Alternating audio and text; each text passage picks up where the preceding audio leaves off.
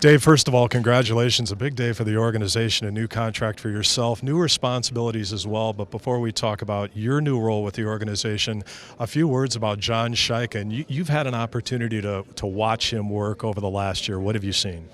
Well, I see a very intelligent guy, mature beyond his years, understands the value of analytics, but also understands the balance you have to have, not just with numbers, but how your team is built, how the energy it takes into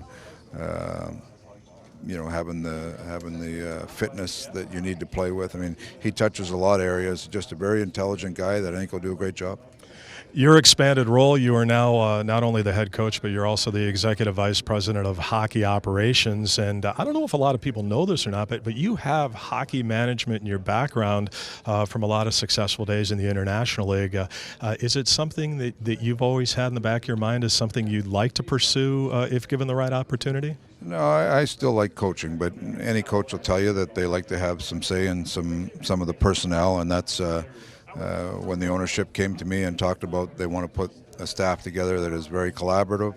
That opened up some of those doors. So, coaches and general managers do that normally, but to have the ownership recognize that opinion is valued is I look forward to that.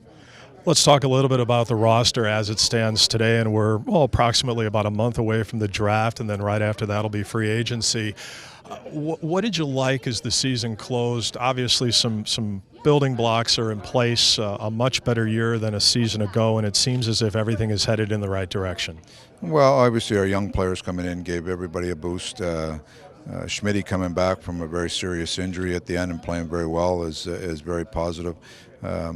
We have some holes to fill, but I think if you look at where our young players, and not just the rookies, but where Ryder, Murphy, those guys have come along, have really boosted us. And then, the continued progression of a guy like Ekman Larsson is just, he gives us a top flight player that any organization can build around. So lots of positives at the end of the year, but lots of work to be done.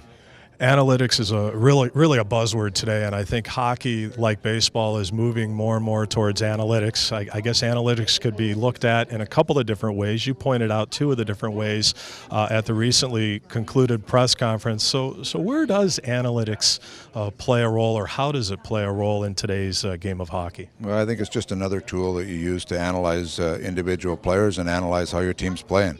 And there is great validity. I've been working with numbers since the mid-'90s when I started coaching.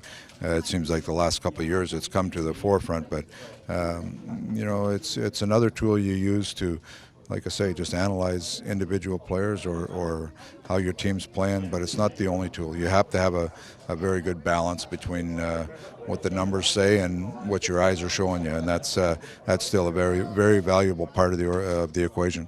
Tip, I think a lot of fans that are watching this are going to wonder what are the next steps for the organization in terms of leading into the draft. The Coyotes are going to pick 7th. They have, I believe, 4 picks in the first 53, which is always a great thing heading into the draft. But what is your role? How do you see it over the next 4 weeks, dovetailing with the rest of the hockey operations staff? And do you expect a lot of activity, say, between now and maybe through free agency? Well, the first part of it for us is getting our staff together. And like you said, we talked about adding another piece to the management staff. For me, it's getting our coaching staff all settled and get that all set. There'll be lots of discussions between the amateur scouts who do a great job for us and really are dialed in on the amateur players, and then the pros and the pro scouts. The coaches will be involved in discussions there and just how we're going to go about building our team. Final question. When we look at this year's playoffs that I think every one of us is watching on a nightly basis, what should we draw from the playoffs when you look towards success in building an organization? Are there any buzzwords, buzz areas that are jumping out at you right away as a head coach? Well, if you look at the game right now, speed and skill is a big factor, and sometimes speed is overemphasized just by fast skaters, but it's how quick you have to move the puck, how quick you have to make decisions are big parts of it. The competitiveness and just how hard you have to compete to be a top team. And the other thing that comes into play is you see teams with injuries. It's how can depth help you out and get through a playoff series. So all the things that we've talked about as an organization, we want to try to improve. They're at the forefront in the playoffs right now. Dave, thanks for this. Good luck and exciting times for the Coyotes for sure. Great. Thanks very much. All right, that's head coach and executive vice president of hockey operations, Dave Tippett. Don't forget, all summer long, keep it right here at ArizonaCoyotes.com for all the news and information on your favorite team.